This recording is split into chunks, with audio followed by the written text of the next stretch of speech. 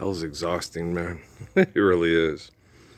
Guys, let's go over. Is that a froggy? It's either a lizard or a frog. I'm not sure which one. But let's go over, past, present, future operate at the same time. People, everything's, John Denver. I know life goes on just perfectly. Everything's the way it should be. So, okay, sometimes there's times when my heart feels like aching, and any place is where I'd rather be. It's the people that are on commercials and being, ooh, sexy, we've got this, and you can come to McDonald's and get your groove on. And we know there's an opportunity to be an athletic star, to make millions of dollars, to market products. Just come to the NCAA. Okay. I have a sexy female voice.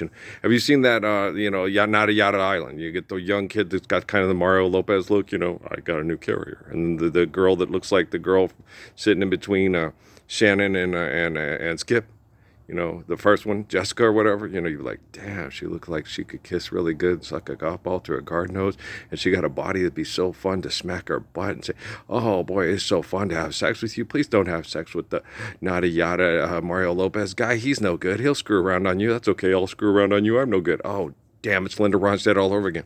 So you're like sitting there watching it. I do believe there's women that you could sustain a good relationship with because they're tired of all the bullshit and they're not celebrities like Miriam or Edna or and Michelle and that there are good beautiful women out there. They're not well, Edna was, oh my gosh, she was so gorgeous. Well, Michael Jordan hit on her. Okay. That's how hot she was. Yeah, she was really hot. She was sitting there. I was driving back to the airport, and there's a guy in a red Porsche started flirting with me. It's because it was Michael Jordan. I was like, yeah, I know. And he probably would have flirted more if you'd gotten out of the vehicle and he saw that cute little body. He'd be like, okay, we're going to spend a 3-day weekend together, and you're going to make sure you don't get pregnant, or I'll have somebody kill you, like Gerard Mustaf's cousin. Yeah,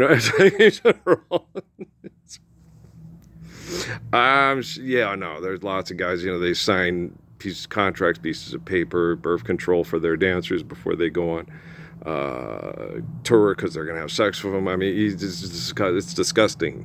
Okay, being in the inner sanctum of industry, it's gross. So people justify fighting over what they've been fighting over in spirit over thousands of years because the other person's more disgusting at it than they are. You're like, just live the Lord's Prayer, you fucking racks of dog shit. Yeah, So it's really frustrating.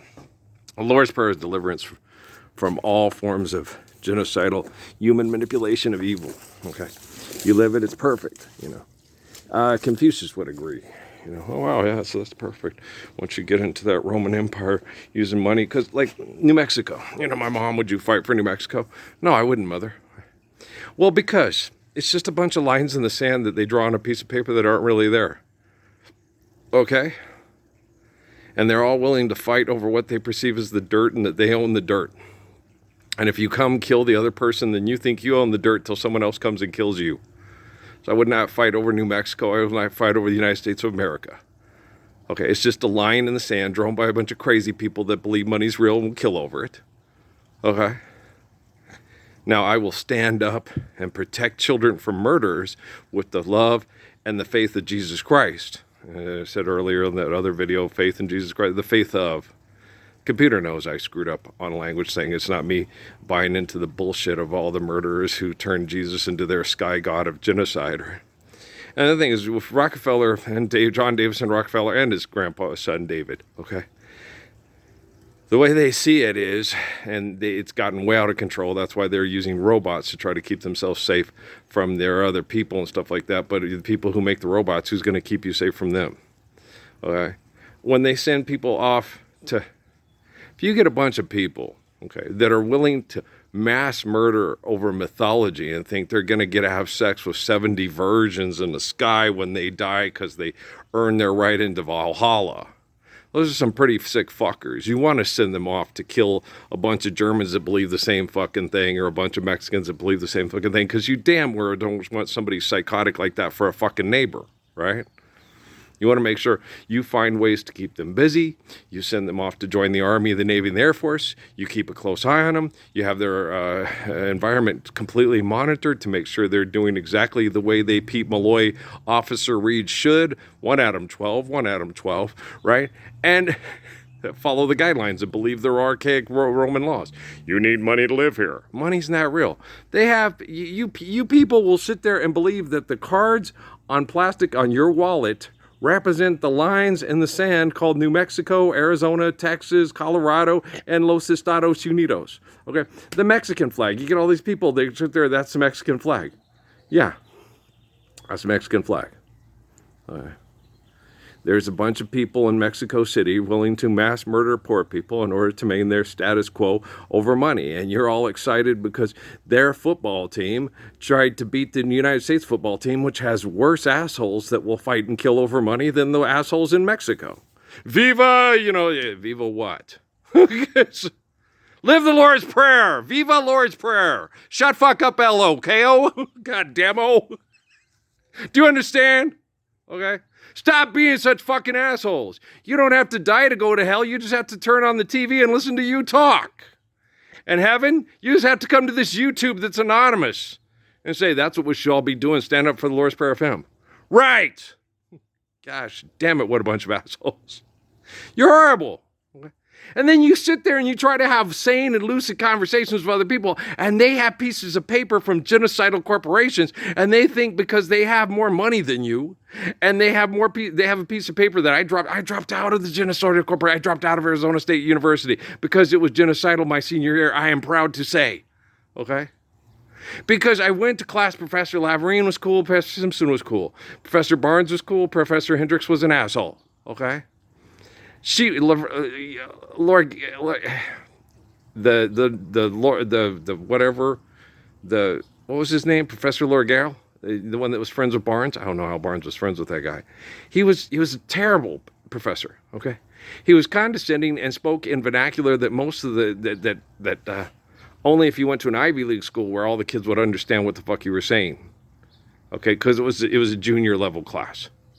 Okay, so at Ivy League school, it wouldn't be a freshman level class because, like he said, flatitude of the symplectus of the suppositude of the snuffleupagus of the, what does that mean? We have to go look it up. Okay. And so it was a junior level class. So you should have known what flatitude of the snuffleupagus means with it said intestinal fortitude of your snuffleupagus. And I'm sitting there for a bunch of, Jan, who was an ex-vet in the Air Force. We were in the Air Force. And she finally just sat there like, because I didn't take much notes, but I was sitting there and I did well on the first test. And so she sits there and she looks at me like a deer in the headlights, and the rest of the kids in the back too, because I was sitting in the back. It was the front, it was all the kids that would go snatchitude, farlagood. Oh, ape op orga, snip and we're all back again. I think he means that these people did this. So that's what I would do. I'd follow the part of the conversation I could understand and then piece it together with the words that he used outside of my vernacular. I'm a lot like Malcolm X, or he's a lot like me. Yeah, I'm the daddy. Okay, who's your daddy? So my son Malcolm X is a lot like me in spirit. Okay, so I sat there and I helped all those kids pass, just like Peggy said I did at Mayfield. The whole reason most of us passed is because of you, Earl. You told us what was expected on the test. You told us you dissected the frog and the pig, and you did everything. You did all the dirty work for us, and you weren't nerdy about it. No, I wasn't a nerd. But they just were like, we joked, had a good time, it was cool, and they were all like, Johnny Ramsey and Chewy, they weren't like, we're playing him. They like appreciated it. Wow, it's cool that this guy's, this white guy understands all the shit and can explain it to you and stuff. And I'm like, yeah, cool, it's cool. And he breaks it down real simple, so it's even better than the way the teachers explain it. Yeah, I know. I've been that way since I was 4 years old at the Mormon church. I was born this way, right?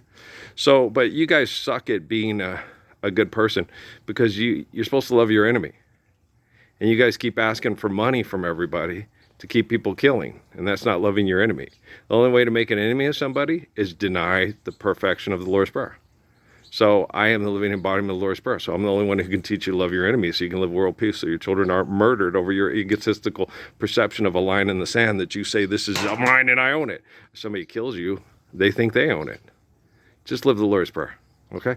I love you very much. Peace out.